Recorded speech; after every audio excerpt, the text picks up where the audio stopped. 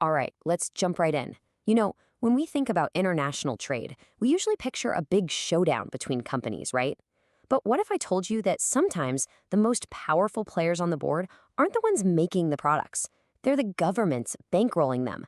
Today, we're going to look at a totally different way of seeing trade politics, one where the government isn't just the referee, it's a star player with its own game plan. And it all kicks off with this number: 300%. In 2017, the US government threatened to hit a Canadian aircraft company with a 300% tariff. I mean, come on, that's not a tax, that is a brick wall. What on earth could possibly be going on to justify a move that extreme? Well, at the heart of it was a bitter rivalry between two aerospace giants, Boeing from the US and Bombardier from Canada. Boeing's claim that Bombardier was dumping its jets, basically selling them for less than they cost to build. Now, you might be asking, how could they possibly afford to do that?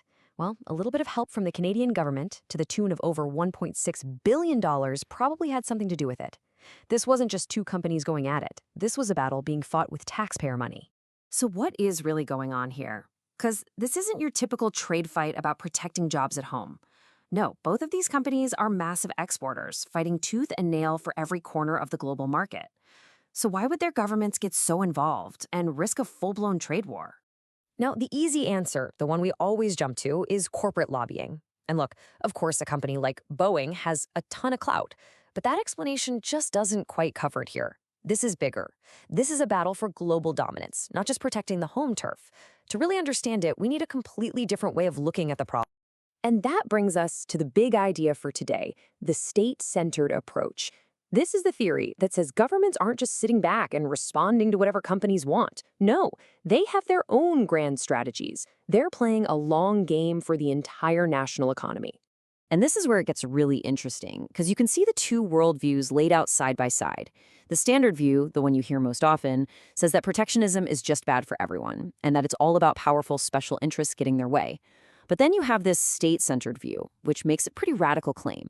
It says that sometimes, under just the right conditions, government intervention can actually make the whole country richer. Okay, so how is that even possible?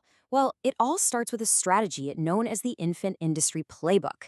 And this is basically the blueprint that governments have tried to use for centuries to build huge, powerful industries from nothing, even when they're up against massive foreign competitors. The core idea here is the infant industry case for protection, and it's pretty simple, actually.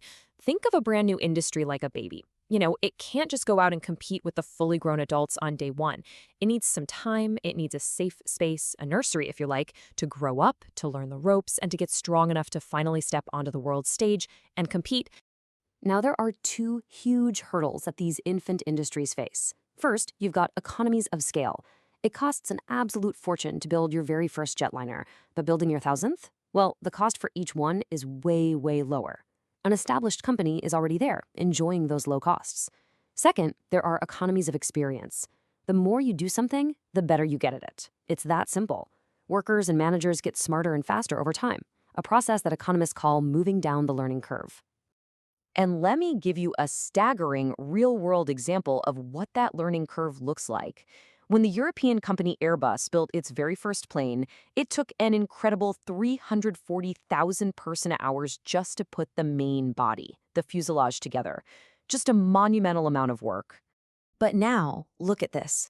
After they had built dozens of planes, after their workers and engineers had gained all that hands-on experience, that number dropped all the way to 43,000 person-hours. That's almost a 90% drop in labor. It's an incredible leap in efficiency, and it perfectly shows why a new company simply can't compete on price from the get-go. It needs time and protection to make those kinds of gains. Okay, so now let's raise the stakes, because this isn't just about helping a new company stay afloat. When you get into high-tech sectors like aerospace or semiconductors, this becomes a high-stakes, winner-take-all game. Welcome to the world of strategic trade. Strategic trade theory really only applies to these special industries where there are just a few dominant companies in the entire world, what's called an oligopoly. Think about commercial jets. It's really just Boeing and Airbus. In these games, the profits are absolutely massive. So the theory goes that a perfectly timed government subsidy can help your home team not just to compete, but to actually capture the entire industry, pulling all those enormous profits away from another country and into your own. This little chart shows exactly how it works. Let's walk through it. Without any government help, if the American company is already building planes, it makes zero sense for the European company to jump in. They'd both lose a ton of money. So the smart move for the Europeans is to just stay out. But watch what happens when the European government slides them a small subsidy. All of a sudden, entering the market is a winning move for the European firm. This totally changes the game for the American company. Now their best move is to get out of the market to avoid losing money. That one little subsidy completely flipped the board and let the newcomer capture the whole industry. Which, of course, brings us right back to that giant of the skies, Airbus. European governments bet billions of dollars to help Airbus challenge America's total dominance. So, did it work? Was this state-centered strategic playbook a brilliant success or just a colossal waste of money? Well, the numbers are just jaw-dropping. In 1975, Airbus had exactly 0% of the market. American companies owned the entire sky. But after decades of government support and strategic planning, look at this. By the mid-2000s, Airbus had clawed its way up to nearly half of the entire global market. They didn't just build a company, they created a global duopoly. The bet paid off. Big time. So it sounds like a slam dunk, right? Just pick a cool, high-tech industry, throw a bunch of money at it, and boom, you win. Well, not so fast. Before we all rush out to create our own national champions, we have to look at the final scorecard, because this is an incredibly dangerous gamble. Yeah, the critics have some really strong arguments here. First, how do we know the government will act for the good of the country, and not just align the pockets of a few politicians? And are policymakers ever truly free from the influence of those powerful corporate lobbyists we talked about? Plus, the theory itself is pretty fragile. You change one little assumption and the whole thing can fall apart. But maybe the biggest problem is this. It's almost impossible for governments to pick the winners. For every one Airbus, there are dozens and dozens of expensive failures that just burned through taxpayer money. And that leaves us with a huge question for right now, for today.